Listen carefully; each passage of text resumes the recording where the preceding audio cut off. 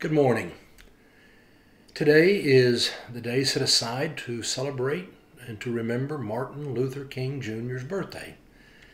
He was actually born on January the 15th, back in 1929. But we always celebrate now on the third Monday in January. I talked about Dr. Martin Luther King in my sermon on Sunday and talked about the speech that he gave in 1963, in April of 63, on the Washington Mall, the I Have a Dream speech. How he almost didn't include that phrase. Many of his advisors had told him, no, that's trite, it's been done before, don't do that. But it was Mahalia Jackson, the great singer, who in the midst of his speech said, tell him about the dream, Martin, tell him about the dream. And he set aside his notes, and then it just became something rolling off of his heart. He moved from being a speaker to a Baptist preacher, and he really let it go, and it was so powerful, and remembered as one of the great speeches of all times.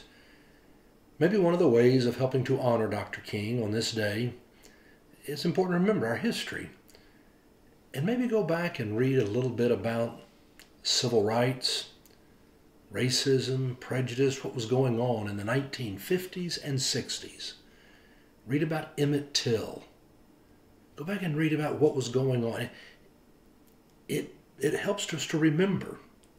And then take a moment and read the I Have a Dream speech. I went back to go read it. It is an incredibly powerful speech. Just take the time to read it where you're not necessarily seeing things and hearing things. If you want to do that, great, but take a moment to read it. If you do, you'll read one of these sections.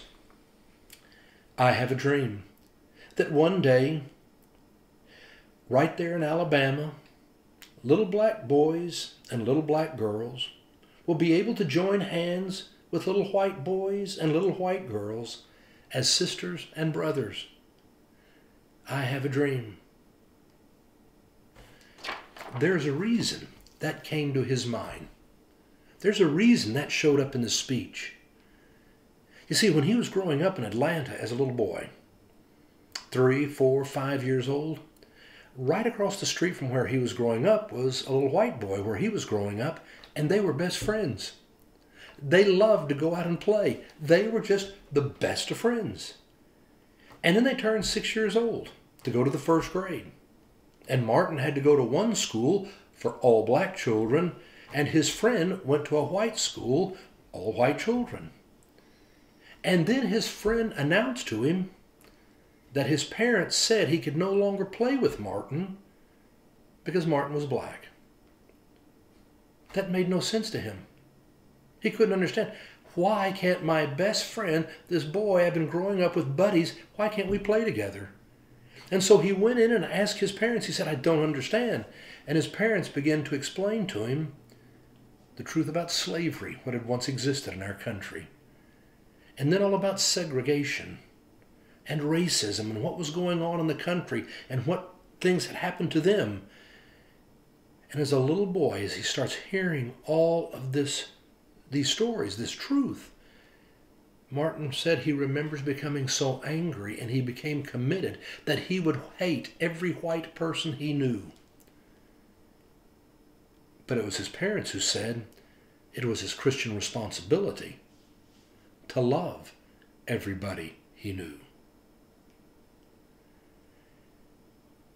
It made me think about the song from South Pacific.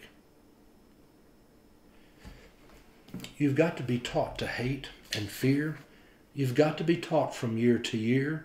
It's got to be drummed in your dear little ear. You've got to be carefully taught. You've got to be taught to be afraid of people whose eyes are oddly made and people whose skin is a different shade. You have to be carefully taught. You've got to be taught before it's too late, before you are 6 or 7 or 8, to hate the people your relatives hate. You've got to be carefully taught. I know what we've been taught. Some of us were blessed to have parents who started telling us at a very young age, you really do love all people, regardless of the color of their skin or the shape of their eyes or anything else. But not everybody's been taught that. That's not what our world teaches us. But you and I are the disciples of Jesus Christ.